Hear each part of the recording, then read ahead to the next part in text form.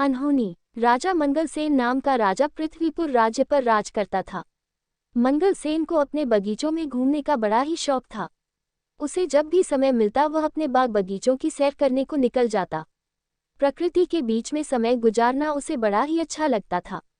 एक दिन वह जब अपने शानदार बगीचे की सैर कर रहा था तो उसने देखा कि एक बारहसिंगा उसके बगीचों में घुस आया है और वह इधर उधर दौड़कर बगीचे में लगे हुए फूल पौधों को तहस नहस कर रहा था। राजा को अपने बगीचे के पौधे और फूलों से बहुत ही लगाव था। ये दृश्य देखकर राजा आग बबूला हो गया। राजा मंगलसेन ने तुरंत अपने सैनिकों को आवाज लगाई कि वह बारहसिंगा को पकड़े और राजा खुद भी बारहसिंगा का पीछा करते हुए दौड़ने लगा। बारहसिंगा बगीचे से बाहर आ गया और राजा ने भी उसके पीछे अपना घोड़ा दौड़ा दिया। मंगलसेन बारहसिंगा का पीछा करते करते अपने राज्य की अंतिम सीमा तक आ गया, परंतु वह बारहसिंगा को ना पकड़ सका। उछलता कूदता बारहसिंगा उसकी आंखों से ओझल हो गया। अब राजा मंगलसेन थक चुका था, उसकी वहां से आगे जाने की इच्छा नहीं हुई, तो वह वहीं पर रुक गया। मौसम बहुत ही गर्म था और राजा को प्यास भी लगने लगी। उसने नहाने की सोची। जब वह नहा रहा था तो एक चोर उसका घोड़ा और कपड़े लेकर भाग गया। चोर अपने पुराने कपड़े वहीं पर फेंक गया। राजा के लिए अब बहुत ही खराब हालत हो गई थी। अब वह क्या करता कि अपने महल में वह वापस कैसे लौटे, क्योंकि बिना घोड़े और बिना कपड़ों के लोग उसकी हंसी उड़ाएंगे। राजा ने वहां पर पड़े हुए चोर के पुराने कपड़े पहन लिए और अपने पड़ोसी राज्य को घूमने के विचार से राज्य की सीमा को पार करके दूसरे राज्य में चला गया। बहुत दूर तक राजा मंगलसेन चोर के कपड़ों में घूमता रहा। तभी उसकी नज़र झाड़ियां में चमकती हुई एक वस्तु पर पड़ी।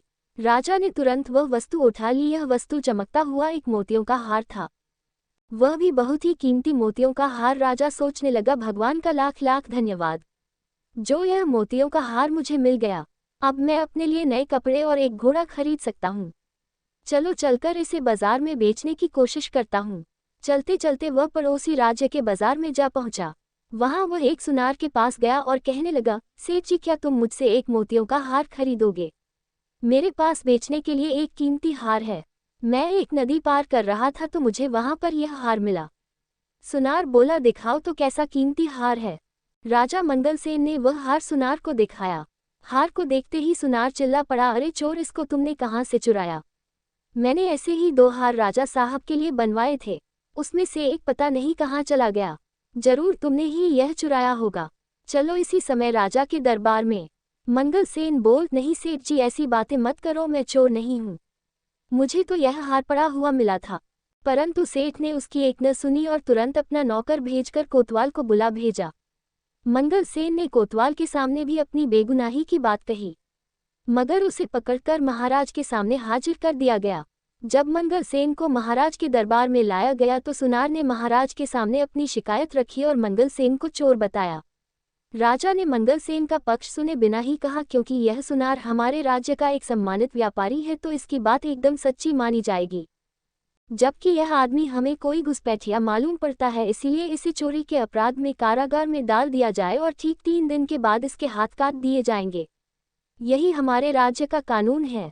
फैसला सुनकर मंगलसेन घबरा गया और दया की भीख मांगने लगा, परंतु किसी ने उसकी एक न सुनी और उसे कारागार में डाल दिया गया। इस राज्य का राजा जितना अन्यायी था, उसकी रानी उतनी ही दयालु थी। जब रानी को ये सारी बात मालूम हुई तो उसने राजा से कहा, महाराज, आप इतना बेरहम हुक्म कैसे दे सकते हैं, जबकि इस मामले में कोई गवाह भी पेश नहीं किया गया और न ही आपने उसे अपराधी को अपना पक्ष रखने दिया। ये सुनार तो होते ही बदमाश है। आप तो जानते ही हैं कि यह पैसे के लिए कितना झूठ बोलते हैं और धोखा देते हैं। सच कहिए तो मुझे उसे आदमी की बात पर पूरा विश्वास है। राजा ने उसे डांटते हुए कहा, जुबान संभाल कर बात करो, तुम्हें राजकाज के मामलों में दखल देने का कोई हक नहीं है। रानी बोली, मैं चुप नहीं रहूंगी। कुछ दिनों से मैं दरबार में आपका खराब व्यवहार देख रही हूँ। आपके सलाहकार और मंत्री आपसे नाखुश हैं और आपकी जनता आपसे विद्रोह करने को तैयार है। अगर आप इसी रास्ते पर चलते रहे तो सारा राज्य बर्बाद हो जाएगा। रानी की बातें सुनकर महाराज का गुस्सा और भी भड़क गया, मानो आग में घी डाल दिया गया हो। उसने कहा, ठीक है, तुम्हें अगर उस आदमी से इतनी हमदर्दी है तो मैं तुम्हें उसी के पास पहुंचा देता हूँ।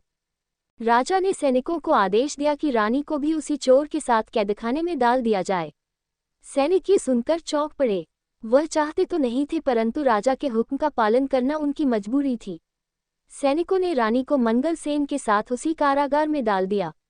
मंगल सेन ने जब रानी को अपने कारागार में देखा तो आश्चर्यचकित रह गया। रानी ने उसे पूरी बात बताई। अब मंगल सेन और रानी दोनों को ही एक दूसरे से हमदर्दी हो गई थी। वह रात दोनों ने जागकर बिताई। कारागार के कुछ सैनिक रानी के वफादार थे, जबकि वह महाराज से नाखुश थे। अगली रात रानी अपने वफादार सैनिकों की मदद से मंगल सेन को साथ लेकर कारागार से फरार हो गई। दोनों भागकर राज्य से दूर एक जंगल में जा पहुंचे और झोपड़ी बनाकर वहां रहने लगे। मंगल सेन को कारागार में बहुत ही यातनाएं दी गई थी, जिसकी वजह से वह अस्वस्थ रहने लगा था। रानी ने उसकी बहुत ही सेवा की जब तक कि मंगल सेन ठीक नहीं हो गया। जल्दी ही रानी मंगल सेन को पसंद करने लगी। मंगल सेन भी रानी के प्यार का बदला प्यार से ही दिया और दोनों ने विवाह कर लिया। मंगल सेन जंगल से लकड़ियां काटकर बेचने लगा, जिससे कि वह अपना जीवन निर्वाह करने लगे थे। कुछ महीनों बाद मंगल सेन की पत्नी ने एक सुंदर बालक को जन्म दिया। एक दिन की बात है, जब मंगल सेन की पत्नी जंगल में कुछ फल तोड़ने गई हुई थी तो उसका पति और बच्चा सोए हुए थे। अपने बच्चों को वह मंगल सेन के निगरानी में छोड़ गई थी। घुटनों के बल चलते चलते बच्चा नजदीक के ही एक कुएं के पास जा पहुंचा और कुएं में गिर गया। जब मंगल सेन की आंख खुली तो बच्चे को वहां न पाकर वह बहुत ही दुख हुआ। वह तो बिल्कुल पागल सा ही हो गया था और चिल्ला चिल्ला कर रोने लगा। कहने लगा, लगता है कि मेरे बच्चे को किसी जंगली जानवर ने खा लिया है। अब मैं क्या करूं? इसकी मां को मैं क्या मुंह दिखाऊंगा? शाम के समय जब उसकी पत्नी जंगल से लौटी तो ये जानकर वह भी दुखी हुई कि उसका बच्चा वहां पर नहीं था। पर वह एक बहुत ही बहादुर और समझदार स्त्री थी, इसीलिए उसने खुद भी धीरज रखा और अपने पति को भी समझाया कि हमारी किस्मत में ऐसा ही लिखा हुआ था, आप दुख मत कीजिए। रात के समय मंगल सेन सो नहीं सका। वह अपने बच्चे के बारे में ही सोचता रहा और उसी को याद करता रहा। यह उसके लिए अच्छा ही हुआ कि वह सो ना पाया, क्योंकि रात के तीसरे पहर दो पक्षी उनके दरवाजे पर लगे हुए एक पेड़ पर आकर बैठ गए और आपस में बातें करने लगे। एक पक्षी ने कहा, दोस्त देखो, दुनिया में कितनी मुश्किलें हैं। जरा देखो इस आदमी के साथ क्या हुआ। इसको अपना देश छोड़ना पड़ा और बेचारा दूसरे देश में भिखारी की तरह रह रहा है, जहां उसकी बड़े अन्यायपूर्ण ढंग से सजा दी गई और अब यह अपने सुंदर से बेटे के दुख में परेशान भी है। इसका बेटा कल दोपहर से ही इस कुएं में गिर गया था। दूसरा पक्षी बोला, इन बेचारे लोगों को क्या क्या परेशानियां उठानी पड़ी। क्या इनके लिए कुछ किया नहीं जा सकता? हाँ, किया जा सकता है। अगर मंगल सेन इस कुएं में कूद जाए तो वह आसानी से अपने बच्चों को बचा सकता हूँ, क्योंकि वह बच्चा अभी भी कुएं में जिंदा है। राजा मंगल सेन ने उन दोनों पक्षियों की बातें सुनी तो उसे सुनकर बड़ा ही आश्चर्य हुआ और खुशी भी हुई। जैसे ही सुबह हुई उसने अपनी पत्नी को जगाया और उसे रात वाली बात बताई और उसकी सलाह मांगी। रानी बोली, आप पक्षियों की बात मानकर कुएं में कूद जाए। राजा इस समय कुएं में कूद गया और उसने अपने बच्चों की जान बचा ली। इस घटना के कुछ दिनों बाद जब मंगल सेन और रानी सो रहे थे तो अचानक कुछ आवाज सुनकर वे चौंक गए। बाहर देखा तो कुछ सैनिकों ने उन्हें घेर रखा था। वह भय के मारे कांपने लगे कि शत्रु राजा ने उन्हें फिर से पकड़ने के लिए सैनिक भेजे हैं। परंतु तभी मंगल सेन का एक पुराना मंत्री उसके सामने आया और अपने राजा को प्रणाम करते हुए कहा, महाराज, आखिर हमने आपको ढूंढ ही लिया। उसे देखकर मंगल सेन बहुत ही खुश हुआ। तब मंत्री ने बताया कि उसने अपने गुप्तचरों की सहायता से मंगल सेन को ढूंढने में सफलता पाया है। उसने ये भी बताया कि उसके राज्य की जनता बेसब्री से मंगल सेन का इंतजार कर रही है। अब राजा अपनी पत्नी और बच्चे के साथ अपने राज्य वापस चला गया। मंगल सेन फिर से अपनी राजगद्दी पर बैठ गया और पहले की तरह ही राज करने लगा। गद्दी पर बैठते ही मंगल सेन सबसे पहले ये काम किया, उसने अपनी सेना को लेकर उस राजा के ऊपर चढ़ाई कर दी जिसने उसके साथ बुरा व्यवहार किया था। इस युद्ध में मंगल सेन जीत गया और वह दूसरा राजा हार गया। शत्रु राजा मंगल सेन से दया की भीख मांगने लगा। शत्रु राजा ने बताया कि इन दुष्ट सुनार की वजह से उसने मंगल सेन के साथ ऐसा व्यवहार किया था, अब वह उसको जाते ही सजा देगा। शत्रु राजा को गिड़गिड़ाता हुआ देखकर मंगल सेन को उस पर दया आ गई। मंगल सेन ने उसे माफ कर दिया और उसे छोड़ दिया। उसके बाद सारे राज्य में शांति और खुशहाली फैल गई। मंगल सेन अब अपनी पत्नी और बच्चे के साथ एक खुशहाल जीवन बिताने लगा। सारी प्रजा अपने राजा के साथ साथ नई रानी और उसके बच्चे को पाकर भी बहुत प्रसन्न थी।